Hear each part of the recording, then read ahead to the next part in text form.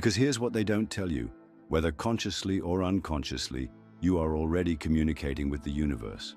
But the real question is, are you sending the right message? If you want to change what the universe is reflecting back to you, you have to change what you're putting out. And that starts with mastering the most powerful tool of all, your energy. You don't attract what you want, you attract what you are. This is the fundamental truth that separates those who seem to manifest effortlessly from those who struggle, who feel like no matter how hard they try, things never go their way. The reason? Most people are trying to communicate with the universe using the wrong language. They use words, wishes, and desperate pleas, thinking that if they say the right thing enough times, something will shift. But the universe doesn't hear words. It hears energy. It responds to vibration. Everything in existence operates at a frequency. A radio has to be tuned to the right station to pick up a signal. A musical note vibrates at a specific pitch that determines its sound. The human body itself is a constantly fluctuating field of energy, with every thought, every emotion, every state of being broadcasting a unique signal out into the world. And just like a magnet, you pull in experiences that match that frequency.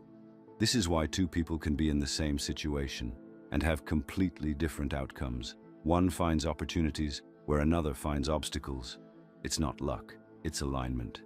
Think about the last time you felt truly happy, fulfilled, at peace. In those moments, things seem to flow effortlessly. You meet the right people, ideas come to you easily, solutions appear out of nowhere. Now think about the times you were stuck in fear, frustration, or doubt. Everything feels like a struggle. No matter what you do, something always seems to go wrong. That isn't a coincidence. That's the resonance. The state you are in dictates what reality brings to you. Joy, gratitude, and love vibrate at high frequencies. They elevate your energy, expanding your presence and drawing in experiences that match that elevated state. Fear, doubt, and resentment operate at lower frequencies, narrowing your field and attracting struggle, resistance, and limitation. This is why people who constantly expect the worst often get it, and why those who carry a sense of trust and abundance seem to receive opportunities others don't.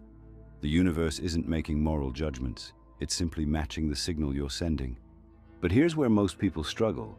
They try to force positivity, thinking that if they just say affirmations or pretend to be happy, they can trick the universe. It doesn't work that way. Energy isn't just about what you say, it's about what you deeply feel. You can tell yourself you're successful 1,000 times, but if deep down you feel like a failure, that inner vibration overrides the words. You can visualize love, but if you're carrying wounds from the past, those wounds are still broadcasting a signal of unworthiness. The universe doesn't respond to the mask you wear. It responds to the frequency beneath it. So the question is, what are you actually putting out? Not what you think you're projecting, not what you wish you were feeling, but the energy that truly exists within you at this moment. Because until you shift that, nothing changes. Once you do, everything does. The universe is always listening, but it's not responding to your words. It's responding to your state of being. Change that, and you change everything. Most people think of prayer as asking, pleading, begging, hoping that something or someone out there is listening. They see meditation as a technique, a practice reserved for monks or spiritual seekers, something separate from their everyday lives. And presence? It's an afterthought, something people chase in fleeting moments between distractions. But what if these three things, prayer, meditation, and presence, weren't separate ideas, but different doorways to the same thing? What if they were the clearest, most direct ways to communicate with the universe and receive real answers? Prayer isn't about asking, it's about declaring.